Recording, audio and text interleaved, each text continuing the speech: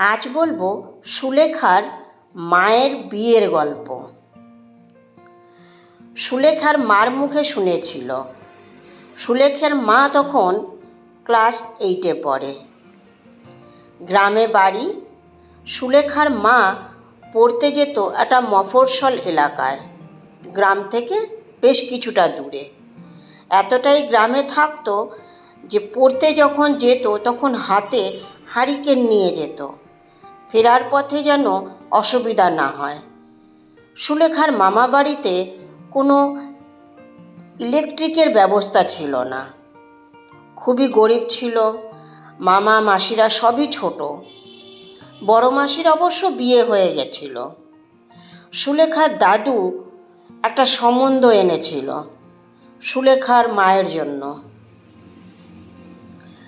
ঘরে ফিরল সন্ধেবেলা পড়াশোনা করে, হারিকেন হাতে নিয়ে। দাদু ডেকে বলল সুলেখার মাকে, এদিকে আয় আমার বাড়িতে। সুলেখার মা গেল তার দাদু বাড়িতে, মানে সুলেখার দাদু বাড়িতে। দাদুরা যত্ন সহকারে একটি ছেলের সামনে বসালো। বলল, এনারা তোকে দেখতে আসছে, তোকে বিয়ে দেওয়া হবে। সুলেখার মা তখন খুব ছোট, বড়দের উপরে কথা বলতে পারতো না। সুলেখার দিদিমাও খুব গরিব, খাওয়ানোর মতো তেমন কিছু ছিল না, খুব কষ্টতেই চলতো তাদের সংসার। সুলেখার দাদু খুব ছোটোবেলাতেই মারা গেছে, মানে ছোটো মাসি তখন কোলে। তারপরে রাতের বেলায় দেখাশোনা, হাট বাজার সব করে ঠিক ভোরের গোধূলি কালারে সুলেখার মাকে বিয়ে করে তার বাবা শহরে নিয়ে চলে আসে। শহরে এসে সুলেখার মা দেখে যে শহরে যে তাদের বাড়ি আছে তাদের খুব একটা উন্নতি নেই, ছোট্ট একটা মাটির বাড়ি আর কুঁড়ে ঘর, কিন্তু তার মধ্যে দাদু দিদা সবাই আছে।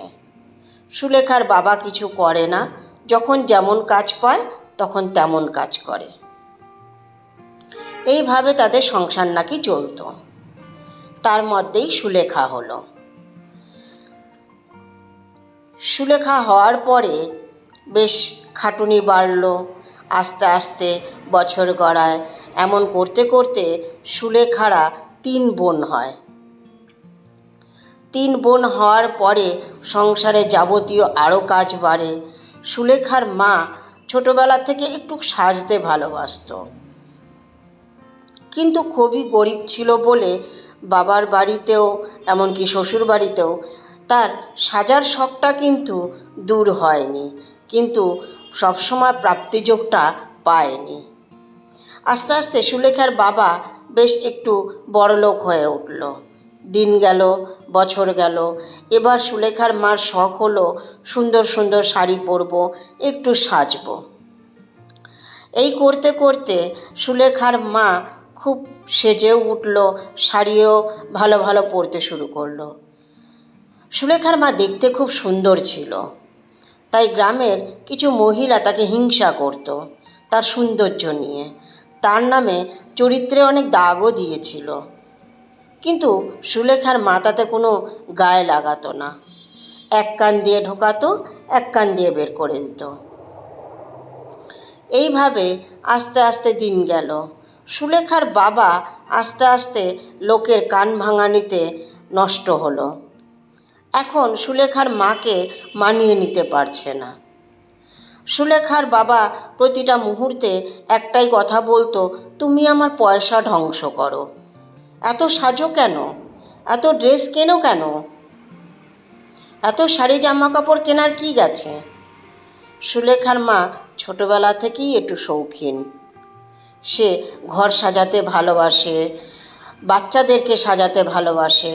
এগুলো করতে গেলে তো একটু অর্থ নষ্টই হবে, কিন্তু সুলেখার বাবা কোনোদিনই পছন্দ করতো না। সুলেখা ছোটোবেলায় দেখেছে সুলেখার বোনেদের জন্মদিন খুব বড় করে হয়। সব সময় না পারলেও মাঝে মাঝে বেশ বড় করে জন্মদিন করে। সুলেখার জন্মদিন অবশ্য বড় করে করতে পারে না, কারণ সুলেখার জন্মই হয়েছিল মাসের শেষ দিকে। তাদের সত্যিই অর্থ টানাটানি থাকতো। এইভাবে দেখতে দেখতে সুলেখা অনেকটা বড় হয়। সুলেখার বাবা একদিন সুলেখাকে মুখের উপরেই ডেকে বলে দেয়, তোর মাকে বলবি তোর জন্মদিন যেন না করে। সুলেখার মনে খুব দুঃখ লাগে।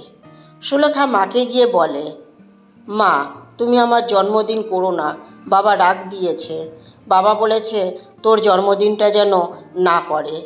সেই থেকে সুলেখা কখনোই মা জন্মদিন করলে মেনে নিত না, মাকে খুব বকাঝকা করতো।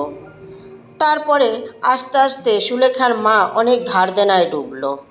সুলেখার মা ধার দেনায় ডোবাতে সুলেখার জন্মদিন পালন করত আর এসে বলতো যে তোকে অনুষ্ঠানে এই উপহারগুলো দেওয়াতে আমার মাসের শেষটা খুব কষ্টে যাবে।